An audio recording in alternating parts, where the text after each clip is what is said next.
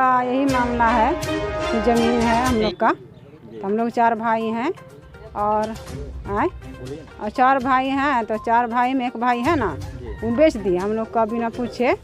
उसको ज़रूरत था वो बेच दिया, हम लोग को मालूम नहीं था तो बेच दिए। तो हम लोग को बाद में पता चला, मतलब कि हम लोग का 3 साल के बाद ज़मीन का ही बिक्री हुआ। तो उन लोग चढ़ाई करने आया, तब हम लोग को मालूम हुआ कि ज़मीन बिक्री हो गया। तो हम लोग को उन लोग को पूछे, ये हम लोग को बताएं नहीं कि आप लोग ज़मीन लिए हैं।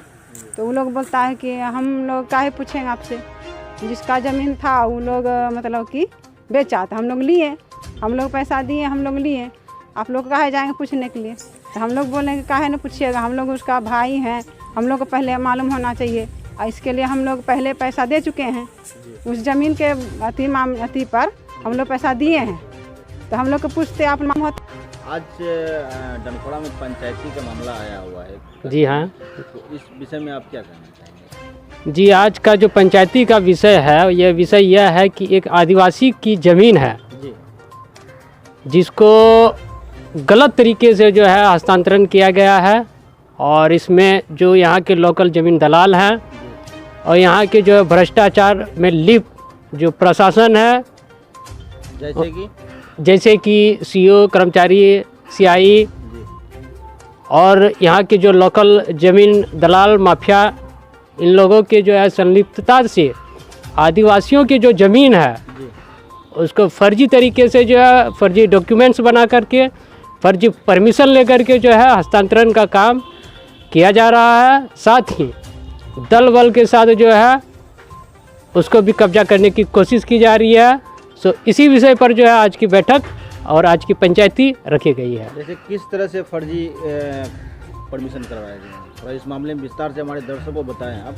फर्जी जो है इस तरीके से किया गया है कि जो ज़मीन का जो विक्रेता है, अगर हम बिहार का जो लॉ अगर हम देखें, जो लैंड लॉ है, उसमें यह कहता है कि अगर आदिवासी की ज़मीन बिक्री होगी तो रेस्ट ज़मीन उसके पास बचना चाहिए, तभी उनकी बिक्री की जो है अनुमति, जो डीएम के द्वारा जो परमिशन है, जाति परमिशन, वो मिलेगी।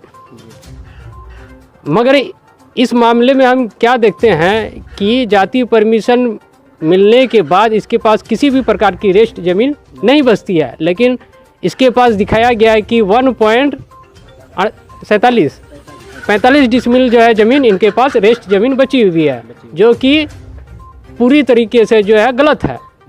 अगर इसकी जांच की जाए तो यह साफ साफ पता चलेगा कि इसके पास मात्र 6 या 7 डिसमिल ही ज़मीन शेष बचा हुआ है, लेकिन परमिशन में इसको दिखाया गया है कि 1.45 डिसमिल इसके पास शेष है, जो कि गलत है। और ये गलत पूरी तरह से, इसमें जो है जो अंचल में जो पदाधिकारी हैं जो भ्रष्टाचार में लिप्त हैं और ज़मीन दलाल और माफिया है, वो लोग जो है मटिया मेट करके जो है आदिवासी को ज़मीन को जो है औने पौने दाम में खरीद करके फर्जी तरीके से जो है डॉक्यूमेंट तैयार करके खरीदने का और बेदखल करने का काम कर रहे हैं।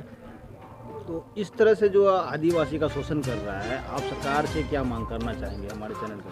हम सरकार से, साथ ही वरिष्ठ पदाधिकारी से ये मांग करते हैं कि इस तरह के कार्य जो गैर कानूनी है और भ्रष्टाचार लिप्त है, ऐसे कार्यों की जो है निष्पक्ष जांच हो। साथ ही जितने भी शासन और प्रशासन और लोकल जितने भी लोग जो इस भ्रष्टाचार में लिप्त हैं, इस गैर कानूनी फर्जी कामों में लिप्त हैं, निष्पक्ष जांच हो और उस पर कार्रवाई हो और इस पर रोक लगे, यही हम मांग चाहते हैं।